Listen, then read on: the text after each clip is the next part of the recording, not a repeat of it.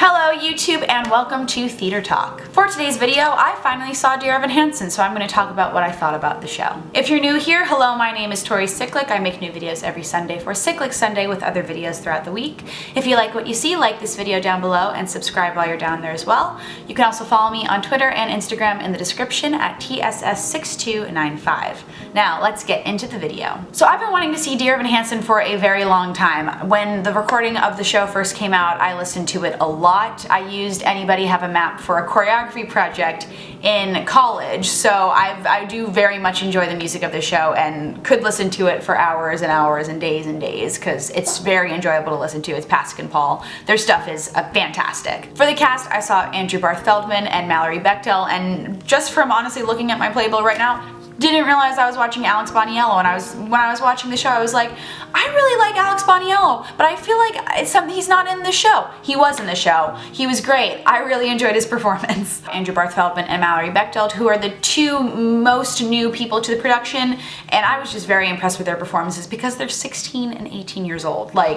And they're killing it on Broadway right now. Andrew had so many interesting choices that he made on stage that were different from Ben Platt's version of Evan Hansen, which I've seen in videos from the Tonys and all that kind of stuff. I felt like Andrew had a very fresh take on it, especially playing the character at the age that he's supposed to be. I thought Mallory Bechtel was really great as well. I think her voice is gorgeous. For an 18-year-old, I was so impressed, and I was like, I want to sing like you when I can develop my voice that way. In particular, I think she really stood out in Requiem, especially there was one note when her and Michael Park and Jennifer Laura Thompson were all singing together in that song that I thought was just beautiful. It was such a wonderful moment of perfect harmony and quality of voices singing together. There was one moment in particular, I'm trying to remember exactly which song it was in, I'm pretty sure it was You Will Be Found, that I noticed it for a quick second and then looked away and then was instantly drawn back to it.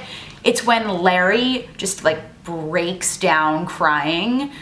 Michael Park just did that moment so perfectly. I was just very, very shocked by how moved I was by that moment because obviously it's a very emotional show. It's about mental health issues and social media and suicide. Watching that character moment turn, because they talk a lot about how Larry Murphy doesn't show a lot of emotion and didn't cry at Connor's funeral, and then that one moment happens and he breaks down. It was a lot for me, and I was like, whoa, this is a lot of emotion happening in this one moment, and I'm shocked that I'm feeling it this much. But now I have an opinion about Dear Evan Hansen that I feel like people aren't going to also have, and people might not like that I have. Sorry. There was something about the show that I didn't like. I think the reason why I felt this way was because the show might have been too hyped up for me. And I hate to say it that way, but Dear Evan Hansen is a very big show. It's a big deal. And I've been wanting to see it since it came out. It's impossible to get tickets, and I'm very happy I finally got tickets and finally got to see it. But there was just something in it that I wasn't enjoying as much as I could have. And I think a part of this is because I haven't seen a show with such a small cast, musical or play, that's a small cast, that's very, very, very pedestrian in a very long time. And what I mean by this is in the movement of it. The movement of Dear Evan Hansen is very pedestrian. There's a lot of walking around, there's not really a ton of choreography, which as a dancer, that's my big thing that I usually really love about a show, is watching the choreography of it.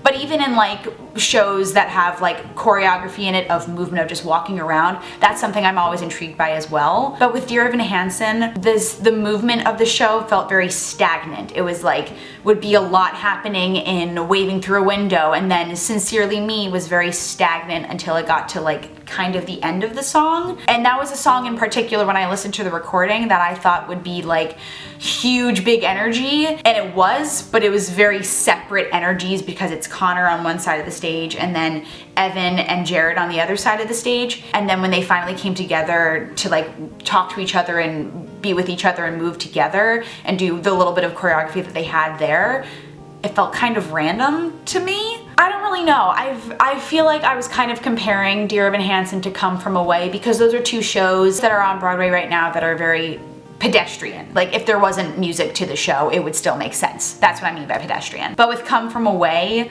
there was a lot more movement in it, and I think that's partially because like the actors are playing like several different characters, and the stage moves as well. So there's a lot more about like that kind of aspect to keep the story moving in that way, whereas Dear Evan Hansen is a lot more about the emotion and the story and like the voices that are coming out of the actors, which I really appreciated.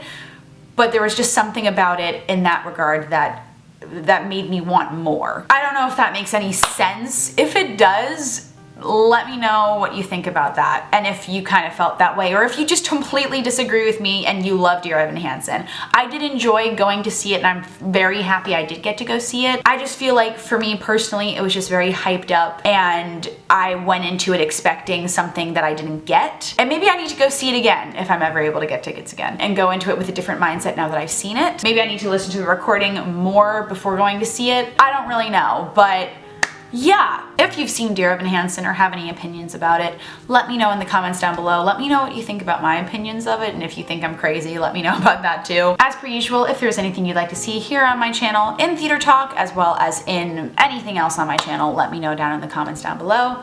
Thank you guys so much for watching. DFTBA, and I will see you guys next time. Bye!